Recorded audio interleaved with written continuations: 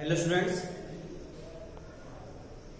हम class 11th में chapter 2 unit and measurement पढ़ रहे थे, जिसमें मैंने आपको फर्स्ट लेक्चर में फिजिक्स क्या है उसकी डिफिनेशन बताई, उसके ब्रांचेस बताए, उसका टेक्नोलॉजी के साथ क्या यूज है मैंने आपको बताया।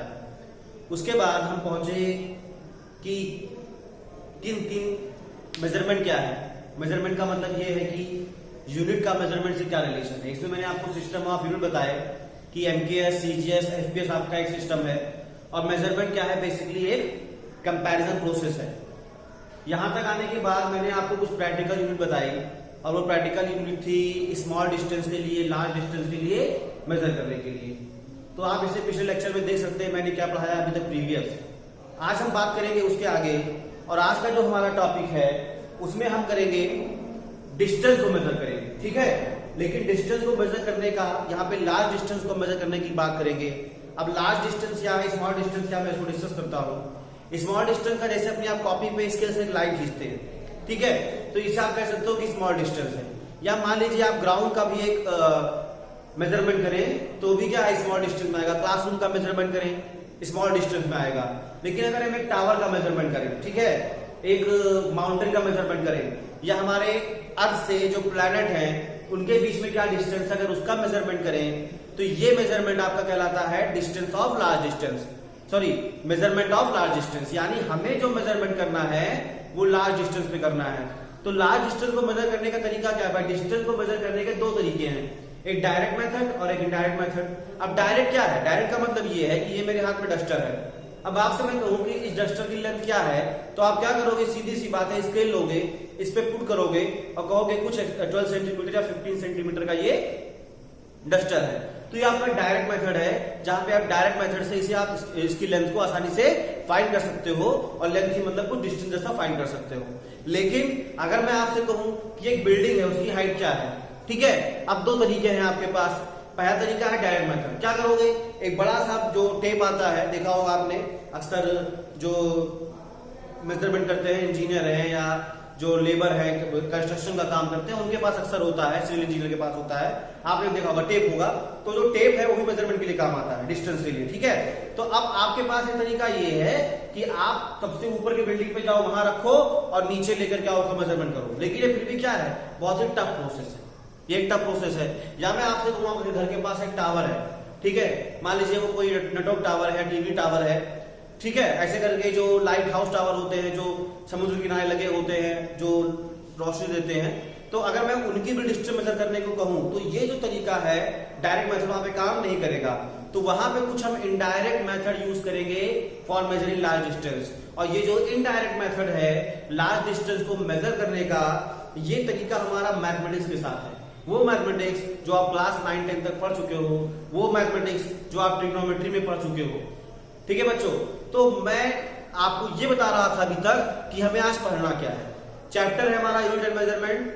हो सकता है कि थोड़ा इसमें उतनी जानकारी आपको ना मिले, लेकिन ये यूनिट एंड मेजरमेंट ही आपको बाकी के ब्रांचेस ऑफ फिजिक्स में काम आएगा। इसलिए इसको देख के आप बोर मत होइए, इसको आप समझने की कोशिश करिए कि कैसे क्या हो रहा है और कैसे हम चीजों को सॉल्व करेंगे। इसके बाद में न्यूमेरिकल क्या होगा। तो आज का मेरा टॉपिक है indirect method for measuring large distances. चलिए, तो हम पढ़ क्या रहे हैं, हम क्लास चल रही है हमारी 11th,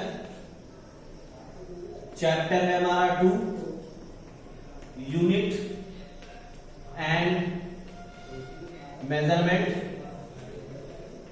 और इस यूनिट एंड मेजरमेंट में आज हमारा टॉपिक है indirect method, indirect method for measuring large distances। ये इनडायरेक्ट मेथड है फॉर मेजरिंग लार्ज डिस्टेंसेस। मैं आपको समझा चुका हूं कि डायरेक्ट क्या है और डायरेक्ट क्या है, तो अब मैं उस पर डिस्कस नहीं करूंगा, ठीक है। तो इस इनडायरेक्ट मेथड में सबसे पहले हम फाइंड करेंगे height of an accessible object, ठीक है। तो सबसे पहला आपका टॉपिक है वो है triangulation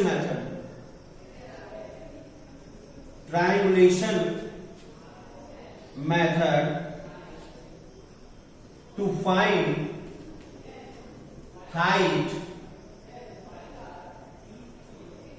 of an accessible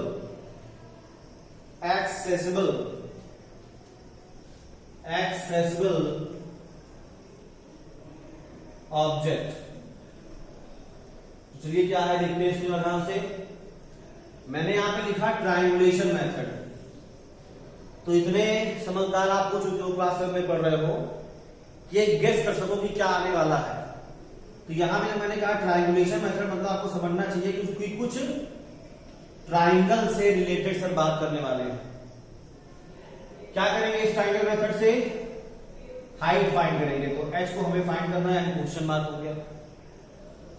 और एक्सेसिबल ऑब्जेक्ट का मतलब एक ऐसी हाइट फाइंड करना है जिस पे हम पहुंच सकते हैं, या जो हमारे लिए एक्सेसिबल समझते हैं ना, कि जो एक ह्यूमन बीइंग के लिए पॉसिबल हो वहां तक पहुंचना, उसकी मेजरमेंट करना। तो अगर मैं कहूं आपसे माउंट एवरेस्ट की हाइट निकालो, क्या वो एक्सेसिबल है आपके लिए? आसानी से नहीं। कुछ ही लोग माउंट एवरेस्ट पे चढ़ पाए। लेकिन मैं कहूं टीवी टावर, घर के आपके पास कोई बिल्डिंग है, टावर है, तो वो आपका एक्सेसिबल ऑब्जेक्ट, समझ रहे हैं? तो जो माउंट एवरेस्ट है वो है इनएक्सेसिबल, उसे हम पढ़ेंगे नेक्स्ट में। हम क्या पढ़ रहे हैं? एक्सेसिबल, यानी कोई टावर जैसा। ठीक है, तो ये जो ट्रायंगुलेशन मेथड करते क्या है? सिंपल सी मैथ है, आपको ही समझना है। देखिए करते क्या है, बहुत ही आसान है, बस ध्यान लगाइए। ठीक है, चीजों को साधिए। यहां पर हमने लिया ये एक ऑब्जेक्ट है ए बी, ठीक है, ये एक्सेसिबल है हमारे लिए। एक्सेसिबल मतलब जहां तक हम पहुंच सकते हैं। और इस ए बी ऑब्जेक्ट का आपको हाइट फाइंड करना है। तो ये ए बी क्या है? कोई टावर हो सकता है, कोई बिल्डिंग हो सकती है बड़ी, उसका हमें हाइट मेजर करना है। यानी हमें ए बी का हाइट चाहिए, तो उसे मैंने ले लिया h। हमारा एम क्या है कि हम इस h को फाइंड करें। तो अगर आपका तरीका डायरेक्ट मेथड होता तो तुम यहां पे टेप रखते, यहां पे टेप रखते, कोई डिवाइस रखते और डिस्टेंस मेजर करते। लेकिन बड़ी चीज है, ऊंची चीज। तो क्या करेंगे, आप यहां पे कहीं खड़े हो पॉइंट सी पर, अब पॉइंट सी पे खड़े होकर इस टावर को देख रहे हो। तो जब आप इस टावर को देख रहे हो तो ये टावर आप जहां पे खड़े हो उससे कुछ एंगल बना रहा है, और मैंने मान लिया कि वो एंगल बन रहा है थीटा। कितना बन रहा है एंगल? थीटा। तो अब यहां पे देखिए, ये टावर का फुट है, समझ रहे हैं? फुट समझ रहे हैं? पैर जहां पे टावर खत्म हो रहा है। तो ये जो टावर का फुट है, ये जो टावर का फुट है, इससे और आप जहां पे खड़े हैं वो आपका कौन सा पॉइंट होगा? ये ऑब्जर्वेशन पॉइंट है। ऑब्जर्वेशन का मतलब समझते हैं आप? यानी आप यहां से टावर को देख रहे हैं, या यहीं से आप इस डिस्टेंस को मेजर करने की कोशिश कर रहे हैं, तो ये आपका ऑब्जर्वेशन पॉइंट है। इस ऑब्जर्वेशन पॉइंट से टावर का जो फुट है, उसका जो पैर है जहां पे टावर लगा हुआ है, उसकी कुछ डिस्टेंस है x।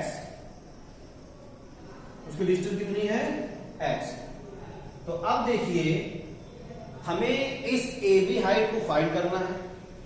समझ रहे मुद्दा क्या है? मुद्दा ये है, इस ए बी की हाइट को फाइंड करना है, जिसे मैंने लिया है h। आप जहां पे खड़े देख रहे हो, जैसे मैं ऐसे हूं वैसे देख रहा हूं वैसे, ठीक है? तो यहां जो मैं देख रहा हूं, जो एंगल बन रहा है वो है थीटा, और टावर कहीं मेरे सामने है ऐसे ए बी, जिसकी हाइट है h। और मेरे पैर से जहां मैं खड़ा हूं, टावर देख रहा हूं, वहां की डिस्टेंस है x। अब मुझे हाइट निकालना है। क्या कर सकते हो? अपनी बुद्धि लगाओ, बहुत टफ नहीं है, थोड़ा दिमाग लगाओ, समझ जाओगे। अब अगर ध्यान से देखो तो ये ट्राइंगल कैसा बन रहा है? Right angle triangle. और राइट एंगल ट्राइंगल अगर बन रहा है, तो राइट एंगल ट्राइंगल की प्रॉपर्टी भी याद आनी चाहिए, जो ट्रिग्नोमेट्री में हम यूज करते हैं। आई बात समझ में? हाइट हमको चाहिए ये, तो आपको पढ़ाया जाता है कुछ ट्रिग्नोमेट्री क्वांटिटीज का राइट एंगल ट्राइंगल के लिए रिलेशन। जैसे आपने पढ़ा होगा एक चीज, और वो ये है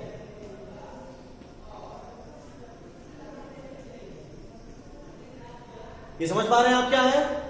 इसको याद करने के लिए आप तरह तरह के ट्रिक बताते हो, बना लेते हो, लेकिन यहाँ पे टी का मतलब है perpendicular, base, perpendicular, hypotenuse, hypotenuse, base.